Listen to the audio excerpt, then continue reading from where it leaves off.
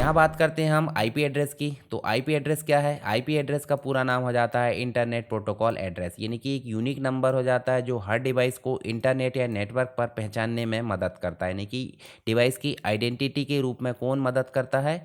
ये करता है आपका आईपी एड्रेस। तो यहाँ पे देखिए, आईपी एड्रेस एक यूनिक पहचान संख्या है, यूनिक एड्रेस है जो कंप्यूटर हो, मोबाइल हो या अन्य डिवाइस को नेटवर्क पर पहचानने, डेटा को भेजने और डेटा को प्राप्त करने में मदद करता है। कैसा दिखता है आईपी एड्रेस? तो भाई इस प्रकार आपका आईपी एड्रेस दिखता है। तो आपके कंप्यूटर में भी आईपी एड्रेस होता है, कैसे देखते हैं अभी हम बात करेंगे। तो यहाँ पे दो प्रकार के वर्जन हम देखेंगे। अभी हम बात कर रहे हैं आईपी वर्जन 4 की, जो अभी वर्तमान में भी चल रहा है और पीछे से चलते आया है। तो यहाँ ये जो है 4 भागों में मिल जाता है। 4 भाग बोले तो 4 बाइट में। 4 बाइट मतलब 32 बिट हम बोल सकते हैं। तो हर एक जो बाइट है एक प्रकार से 8, मतलब एक बाइट जो है 8 बिट का कलेक्शन मिलेगी। तो 0101 मिलकर 8 भाग में देखें तो इस प्रकार से ये वन, मतलब एक प्रकार से हम ऐसे भी देख सकते हैं 192 168 1, इसके अलावा 001 या जो भी है, इस प्रकार से 4 भागों में मिल रहा है। तो 185 इसका मतलब एक बाइट हो गया, दूसरी बाइट हो गई, तीसरी बाइट हो गई, चौथी। 4 बाइट के कलेक्शन को क्या बोल देते हैं? आईपी एड्रेस, जो 32 बिट में देखने को मिल जाता है। तो इस प्रकार आप आईपी एड्रेस वर्जन 4 को देख सकते हैं। साथ में इसके कुछ प्रकार है, जैसे हम देखें तो प्रकार हमको अलग अलग मिल जाते हैं। जैसे स्कोप के आधार पर देखें तो प्राइवेट आईपी मिल जाता है जो केवल एक लोकल एरिया नेटवर्क पर, घर, ऑफिस के अंदर मिलता है। एक पब्लिक आईपी मिल जाता है जो इंटरनेट से जुड़े हर एक डिवाइस के लिए यहाँ पर ज़रूरी हो जाता है। और ये कैसे मेंटेन किया जाता है? इंटरनेट सर्विस प्रोवाइडर के द्वारा। इसके वर्जन के हिसाब से देखें तो आईपी वर्जन 4 जो पुराना वर्जन है 32 बिट पर आधारित था। उदाहरण के लिए 192.168.0.1, पर जो नया वर्जन है मतलब आईपी वर्जन 6, नया वर्जन 128 बिट पर आधारित है। उदाहरण के लिए कुछ इस प्रकार से देखें तो बहुत बड़े स्तर पर अभी वर्तमान में इसी का उपयोग किया जाने वाला है। ठीक है, शुरुआत भी हो गई है, आगे इसका उपयोग किया जाएगा।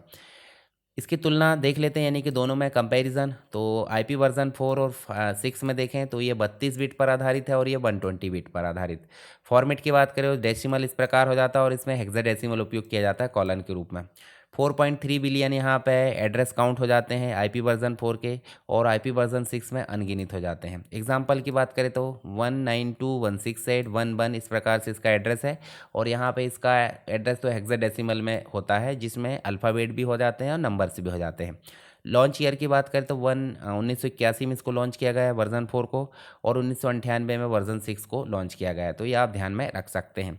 अब कहाँ किसका उपयोग किया जाता है? तो भाई आईपी एड्रेस का उपयोग किया जाएगा कहाँ पे? इंटरनेट से कनेक्ट होना उसके लिए, वेबसाइट खोलना है उसके लिए, नेटवर्किंग लैन में डिवाइस को पहचान के लिए, वेब होस्टिंग वेब सर्वर को जोड़ना, वेबसाइट को वेब सर्वर से जोड़ना, उसके लिए इसका उपयोग किया जाता है। उदाहरण के लिए हम देख सकते हैं www.sarkarstudywaves.com। आप देखिए वेबसाइट कैसे सर्च करोगे, चलिए मैं दिखाता हूँ।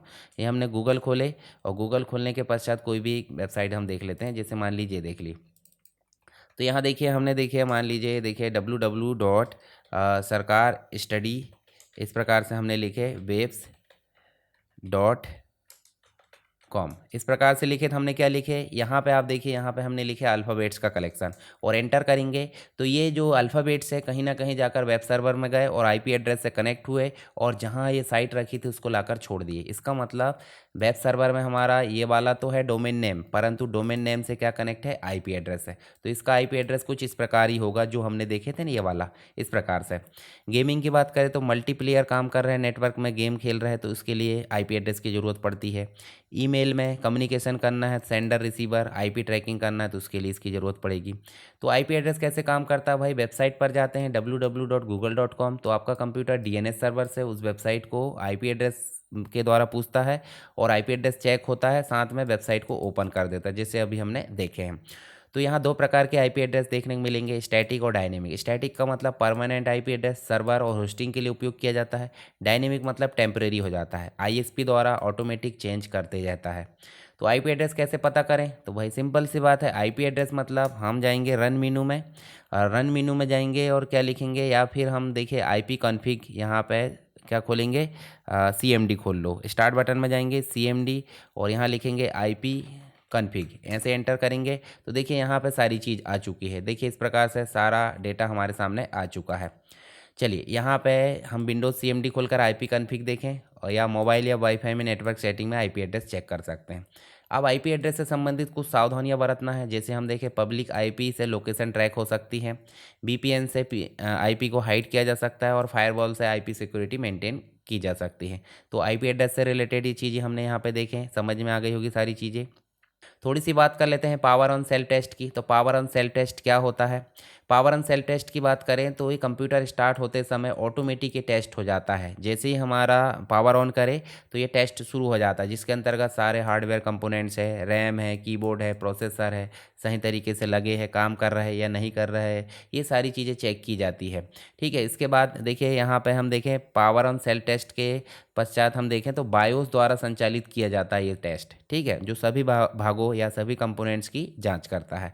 इसके अंतर्गत देखें रैम की चेकिंग हो जाती है, सीपीयू की, मॉनिटर की, कीबोर्ड की, डिस्क ड्राइव की, और बीप कोड यानी कि एरर आने पर बजर से बीप आवाज़ आती है। आप देखे होंगे सीपीयू जब ऑन करते हैं तो बीप आवाज़ आती है।